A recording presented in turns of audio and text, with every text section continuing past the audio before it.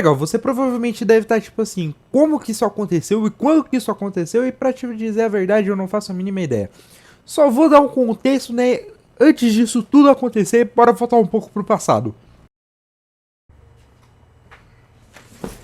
Opa, tudo bom? Creio que muitos de vocês conhecem esse personagem aqui, Anthony Stark, ou só Tony Stark, que é Homem de Ferro. Digamos que atualmente ele é um dos personagens mais populares que temos hoje em dia. Isso se deve por grande parte pelos filmes da Marvel que fizeram sucesso pra caramba. Mas digamos que antigamente não era muito bem isso, não era como hoje em dia. Claro, o personagem era conhecido, mas não no nível de hoje em dia. Então eu quis conhecer um pouco mais sobre o herói. E hoje nós iremos meio que ver a origem do Homem de Ferro e ver como é que foi os primeiros anos do Tony Stark como super-herói, né? Então chega de enrolação, vamos lá, porque esse aqui é a origem do Homem de Ferro, mais o arco do Vingador Dourado. Vamos lá.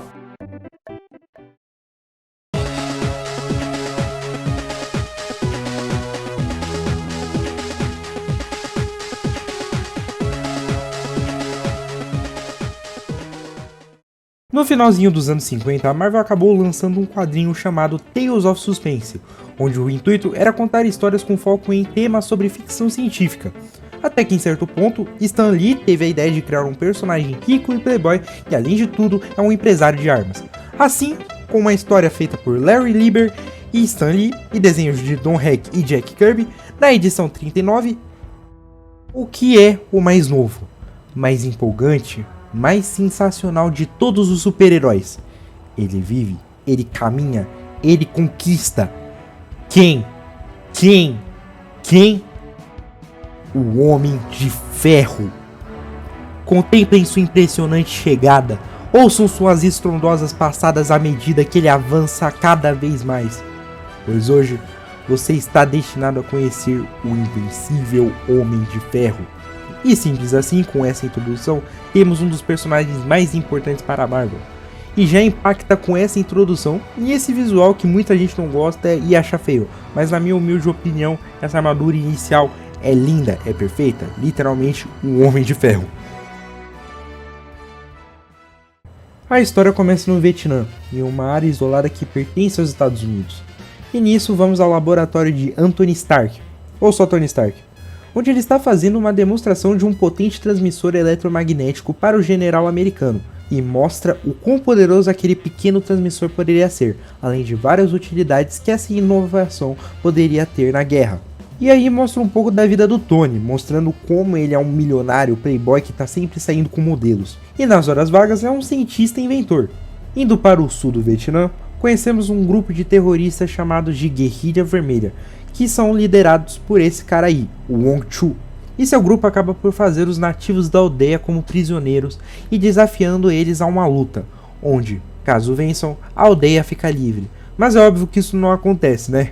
Cortando para os arredores da vila, Stark e os soldados estão caminhando e conversando sobre a utilidade dos transmissores. Mas acaba sendo uma cilada e eles acabam caindo em uma armadilha, com somente Stark sobrevivendo. Então eles resolvem capturá-lo e descobrimos que Tony acabou ficando com vários estilhaços em seu tórax, com alguns bem perto do coração. Sendo assim, não tem chance de sobrevivência e não deve passar de uma semana. Então, Wong Chu resolve se aproveitar e mente falando que se ele fizesse as armas para a guerrilha, o próprio Wong Chu iria ordenar um cirurgião para salvar o Stark. Mas é óbvio que o Tony sacou a malandragem, mas mesmo assim resolve ajudar, prometendo construir a arma mais fantástica de todos os tempos, com o intuito de manter ele vivo, né? No dia seguinte, o Tony recebe a ajuda de outro prisioneiro capturado por Wong Chu, o professor Yinsen. Professor esse que o Tony conhecia e admirava, onde ele acreditava que o professor estivesse morto. E com os dias se passando, Tony introduz ao professor sobre o plano para escapar, e ele concorda ajudar. Mas o tempo vai correndo, e logo o tempo de Tony Stark vai se esgotando. E o único jeito de mantê-lo vivo é com um eletroímã muito forte acoplado a um peitoral de metal. Com isso, o projeto é finalizado e a armadura começa a ser ativada, mas o sinal começa a tocar, sinalizando que tem alguém por perto. Sendo assim, o professor Yinsen resolve se sacrificar, até porque para ele, pouco importa a minha vida, tenho que ganhar mais tempo para que o Homem de Ferro sobreviva. O professor corre até o lado de fora e Com o sacrifício do professor, Stark ressurge e renasce como um Homem de Ferro, onde existe o questionamento. Será esse o destino de Tony Stark?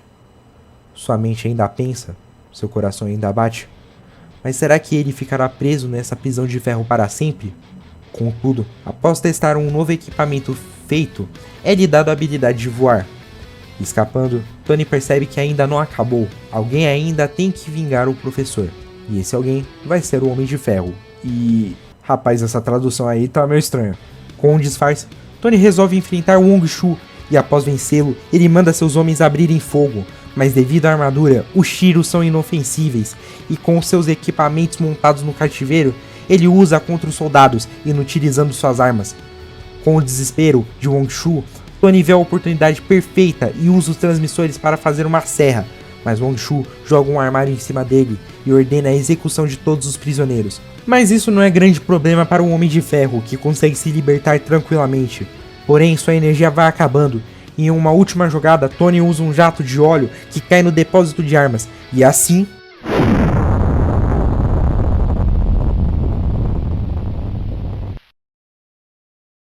após recarregar suas baterias, finalmente está tudo acabado.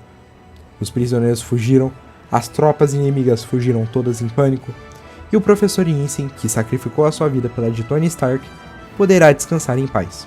E a história termina com o monólogo do Tony. Quanto ao Homem de Ferro, o colosso metálico que outra hora foi Anthony Stark, o que o destino lhe reserva, só Deus sabe. E apenas e tão somente o tempo há de fornecer as respostas. E é nesse monólogo que a história acaba.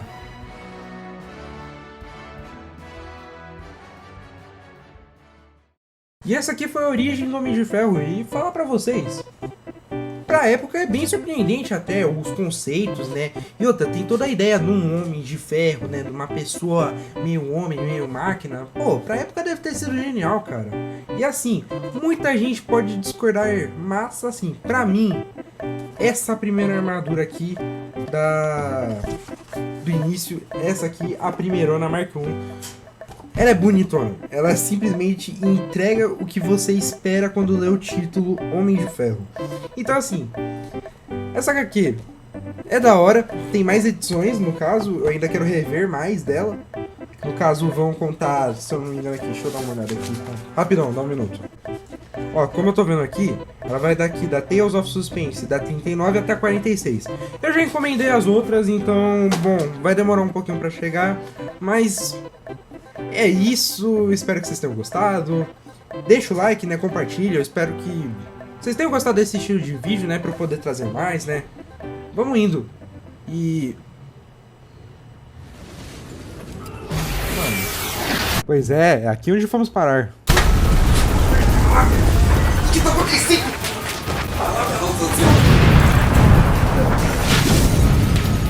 Poder fugir.